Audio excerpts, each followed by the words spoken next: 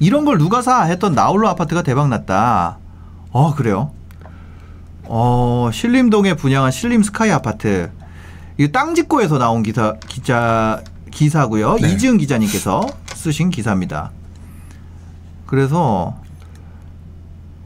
이게 무슨 얘기죠? 나홀로 아파트도 지금 인기가 엄청 높아지고 있다 이런 내용이네요. 네. 실제로 과거에도 이런 일들이 많이 있었나요? 지금 보면은 맨 밑에 보게 되면 네네. 뭐 그런 말이 나오더라고요. 이렇게 나홀로 아파트에 청약자가 몰리는 건 처음 본다. 나홀로 아파트에선 이런 적이 없었다. 네, 그렇게 얘기를 하는데요. 사실 네. 이걸 꼭 청약에만 평가를 할 게 아니라요. 네. 과거 사례에 보게 되면 나홀로 아파트가 올라간 경우가 많아요. 그래요? 네. 그러니까 예를 들면은 그런 거죠. 지금 제가 신문 기사를 그래서 혹시나 해서 가져왔는데요. 네. 꼭 청약 시장이 아니더라도 이게 지금 2008년도 기사거든요. 그러니까요. 저도 이 제목만 보고 네. 요즘 기사인 줄 알았어요. 노원 도봉 등 나홀로 아파트 강세 이렇게 돼 있는데 옛날 기사니까 이제 동영상 같은 건 좀 사라졌는데요. 동영상이 사라졌는데 네. 보게 되면 2008년 5월 22일. 그러니까 즉 뭐냐면 나홀로 아파트가 강세 보이는 상황은요. 뭐 옛날에는 없었는데 요즘에 생긴 그런 거라기보다는 요즘이나 옛날이나 똑같이 부동산 시장이 상승하는 시기에 집을 사고 싶은데 집을 사고 싶을 땐 기본적으로 커뮤니티도 괜찮고 대단지이고 약간 신축에 가까운 이제 그런 것들을 원하다가 점차 사람들이 이제 밀리잖아요. 네네. 밀리다 보니까 이제 자기가 생각하는 바운더리가 있는데 예를 들면 서울이 제일 좋다라고 하면 서울에서도 외곽 지역에서도 나홀로 아파트, 경기도에 있는 아파트 살래, 서울에 있는 나홀로 아파트 살래라고 질문해 버리게 되면 사실 나홀로 아파트를 살고 싶다라고 하는 차라리 서울에 살고 싶다라고 하는 욕망이 커서 움직이는 경우가 많거든요. 그렇죠. 이런 현상들이 2007년, 2008년에도 서울에 분명히 존재했다는 거죠. 그러니까 서울 지역에 그냥 그 위치에 프리미엄이 많이 붙은 거네요. 그렇죠.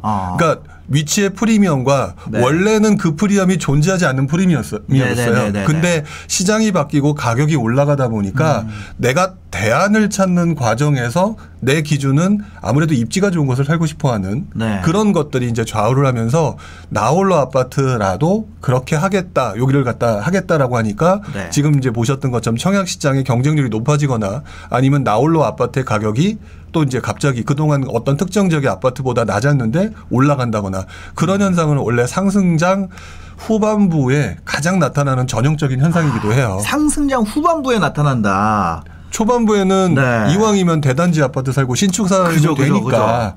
근데 시간이 가면서 점점 나는 그게 불가능해지니 대체제를 찾는 과정에서. 그러니까 나홀로 아파트하고 지금 좀 전에 보셨던 빌라나 이런 것들의 또는 오피스텔 가격들이 또 오르는 상황도 발생하잖아요. 그게 나타나는 게 결국 이게 둘 다 다른 게 똑같은 게 뭐냐면 대체제라는 성격이에요.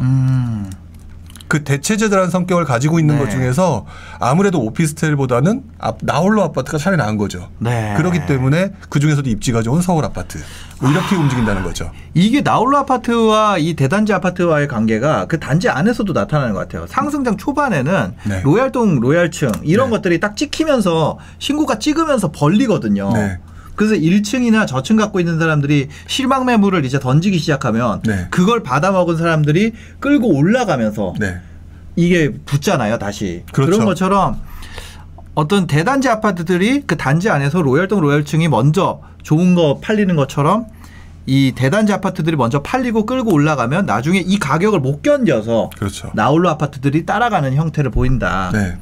근데 그러다 보니까 나홀로 아파트까지도 지금 청약 경쟁이 장난이 아니라는 거 아니에요? 근데 이런 현상이 나타나는 게 상승의 후반부라고 말씀을 해 주셨는데 확실히 상승장 초기에 일어나는 일은 아니죠. 그렇죠. 예를 들어서 저도 이제 예전에 제 책에서 어떤 그 사례로 한번 말씀드린 적이 있었는데 강남이라고 하는 동네에도 분명히 나홀로 아파트가 있거든요. 그럼 강남에 사는 사람들이 기본적으로 나홀로 아파트보다는 일단 대단지를 선호할 거고 그러겠죠. 그러다가 이제 강남이 오른다는 걸 본 그런 상황을 알게 됐던 사람들이 강남에 진입하려고 하는데 들어갈 수 없다. 그러면 그 지역에서도 이름이 좀 그 네임밸류가 떨어지거나 한 동짜리 아파트거나 뭐 이런 것들에 관심을 강남 지역에 관심을 갖는 사람이 관심을 가지면서 올라가는 현상이 강남에서 나타나고 그리고 난 다음에 또 그 옆에 있는 뭐 마영석에서 나타나고 그러다가 이제 서울 외곽 지역까지 나타나는 그리고 그게 이제 경기도 또 일부 권역에서도 퍼져나가겠죠. 그러니까 이런 현상은 항상 그래서 순차적으로 나타나는 심리 변화 때문에 항상 후반부에 나타나는 경우가 많다. 이렇게 표현하시면 드리면 될 것 같아요. 그러면 어떻게 보면 상승장 후반부에 접어들었다는 거는 결국에는 더 이상 오를 물건이 없어지게 되면 하락장이 올 수 있다는 거네요.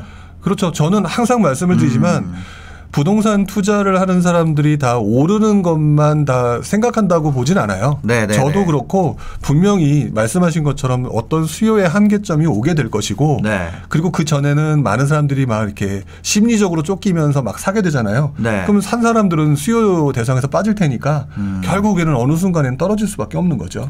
그렇죠. 이 부룡님께서 부동산 114에 이거 기고하신 건가요? 아니면 114에서 퍼간 건가요? 예전에서 114랑 얘기를 해서 제 책에 있는 일부 내용을 갖다가 하기로 한 거였었어요. 예, 여기 이제 그 포스트 중에 부동산 114라고 요 포스트가 있습니다. 여기에 이제 부룡님께서 쓰신 원고인데 부동산 시장은 결국엔 하락합니다. 하락 시장이 오는데 그럼에도 투자를 멈추면 안 되는 이유. 이건 무슨 얘기일까요? 그러니까 사람들은요.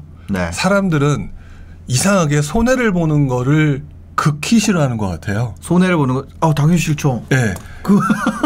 근데 그 손해를 보는 건 극히 싫어하는데 그렇다면 손해를 보기 싫어서 극히 싫어하는 것까지는 좋은데 그러면 그 시장이 어떻게 돌아가느냐라고 하는 부분을 조금 이해를 하게 되면 그 방법을 아주 잘 활용할 수 있을 것 같은데요. 그냥 극히 싫어하는데 그 현장에 돌아가는 시장의 흐름 자체를 이해하려고 하는 부분은 조금 떨어지는 것 같아요. 그러다 보니까 지금 말씀하셨던 것처럼 하락장이 오면은 나는 집을 팔고 도망가겠다. 약간 이런 식으로 표현하고 왜냐하면 손해보기 싫으니까. 하락장만 내가 딱 잘라내겠다. 네. 근데 갭 투자도 투기꾼이냐 일반인들이냐를 구분할 수 없는 것처럼 하락장 자체도 그때는 뭐 하락장에 투자할 수 없을까야 있을까를 구분할 수가 없다라는 거죠. 그리고 또 누군가는 센스 있게 투자를 해요. 그래서 오히려 저는 투자자들이든 하여튼 모든 사람들한테 말씀을 드리고 싶은 게 그게 이제 저는 이제 부동산을 얘기하고 있지만 부동산 시장에서 거의 대다수의 사람들은 떨어지는 쇠퇴기 또는 떨어지는 하락기가 오기 때문에 도망간다라고 얘기하지만 누군가는 그 상황을 이용해서 그 시장에 맞는 기술을 활용해서 수익을 내는 방법을 찾으려고 시도하고 찾아낸다는 거죠. 그래서 저는 투자를 멈추지 말아야 된다고 말씀을 드리는 거죠. 저희가 이제 초반에 그 얘기를 드렸잖아요. 전세가율이 매매가율을 넘어서는 전세 가격이 매매 가격을 넘어서는 상황까지 나타나고 있다. 이제 그게 보면은 이게 부룡님께서 정리하신 하락장 쇠퇴기의 핵심 요소의 변화에 보면 구매 수요가 감소하고 그렇죠? 구매 수요가 감소한다는 게 차라리 내가 살 거면 실수요라면 임대 수요가 늘어난다는 얘기죠. 그렇죠. 구매 수요가 감소한다는 얘기는 일단 산 사람들은 다 샀으니까 더 이상 살 만한 욕구가 없는 것이고 말씀하신 것처럼 원래부터 난 집을 안 사겠다 떨어질 때까지 기다리겠다 이런 분들도 당연히 그렇게 되면 임대 수요가 전환될 수밖에 없으니까 임대 수요가 늘어날 수밖에 없는 거죠. 그리고 투자 수요가 감소하고 공급이 증가하고 전세 가격이 유지되고 규제 강화가 계속된다. 이게 쇠퇴기의 핵심 변화인데 지금 이 중에서 지금 나타나고 있는 건 아직은 이거밖에 없는 것 같아요. 그렇죠.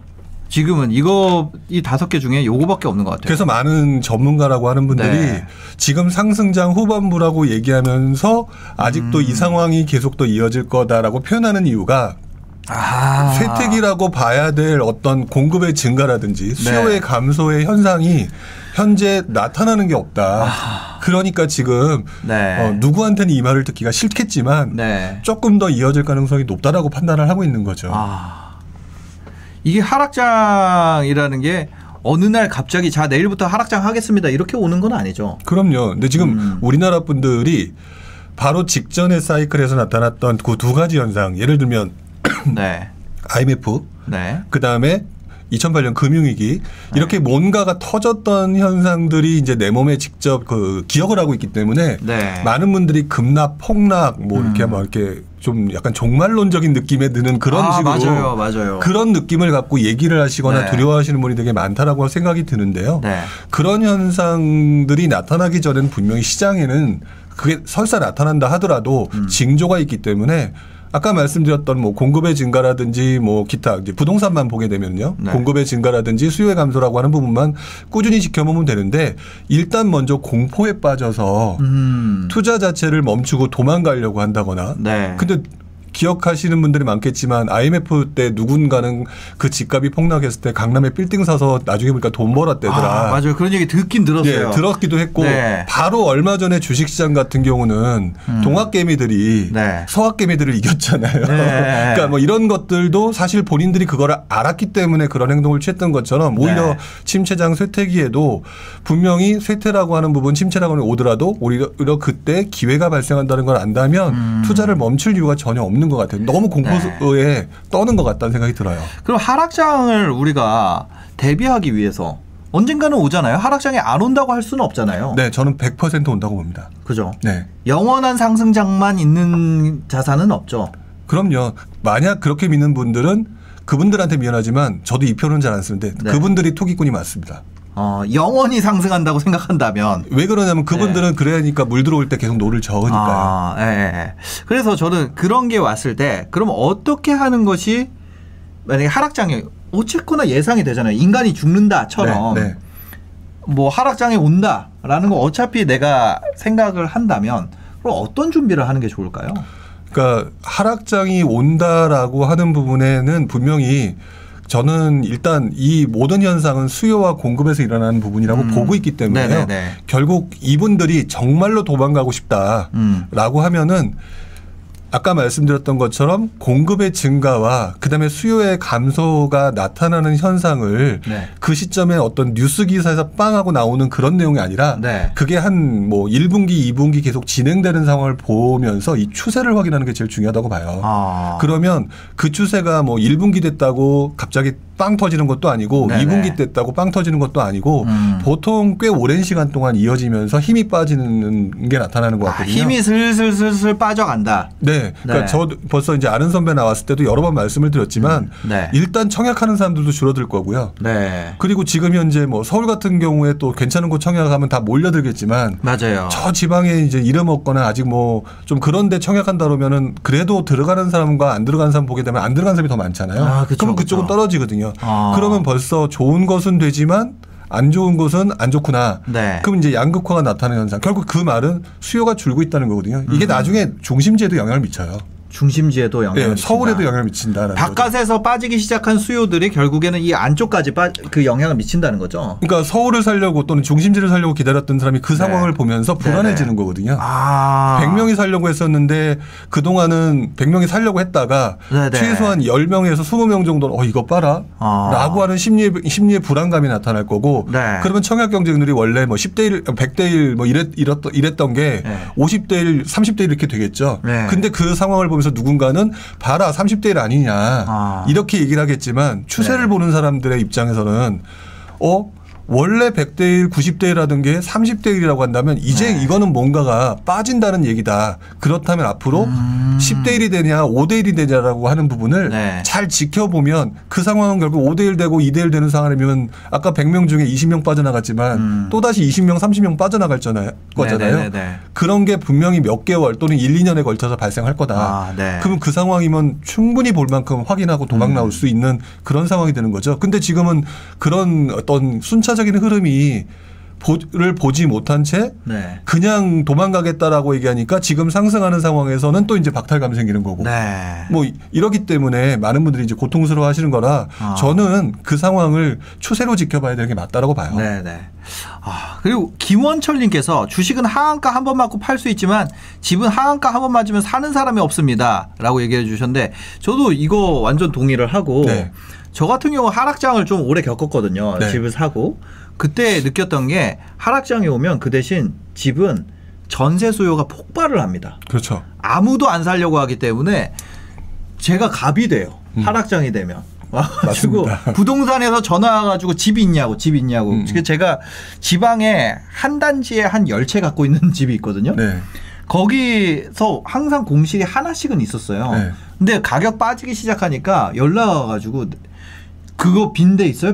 왜냐면 그 동네 부동산은 제가 이제 여러 개 갖고 있는 걸 알고 있고 그냥 공실이 하나씩은 있는 걸 아니까. 근데 그렇게 하락장이 그 동네에 시작이 되니까 공실이 하나도 없었어요. 그래서 저는 만약에 나중에 하락장이 온다면 그런 부분이 있다. 오히려 하락장보다 더 무서운 거는 저는 그거 같아요. 그 새로운 단지들 들어오는 거. 그렇죠. 입주 물량이 이제 늘어나는 상황이죠. 그게 가격이 집값이 올라가고 있는데 심지어 이 시장 가격은 계속 올라가요. 이거 버티면 올라갈 거 알고 있는데 내가 여러 채를 뭐 갭으로 여러 채를 갖고 있어가지고 동시에 이게 한 채당 뭐 3천씩 필요해. 근데 내가 5개 갖고 있어서 1억 5천이 뭐 만기를 잘못 맞춰서 1억 5천이 동시에 렉이 오는 순간 그게 솔직히 투자자들이 가장 무서워하는 순간이고 하락장은 오히려 이게 돈 버티기는 쉽죠. 그렇죠. 네네네. 네. 그래서 그 부분을 실제 이 투자하시는 분들 같은 경우는 아무래도 생각하시기에 어떤 순간이 가장 두려울까를 생각을 해보면 오르는 거 뻔한데 내가 눈 뜨고 뺏기는 게 제일 무서운 순간이고 아마 직접 투자하시는 분들은 뭐가 무서운지 더 많이 아실 거예요. 예.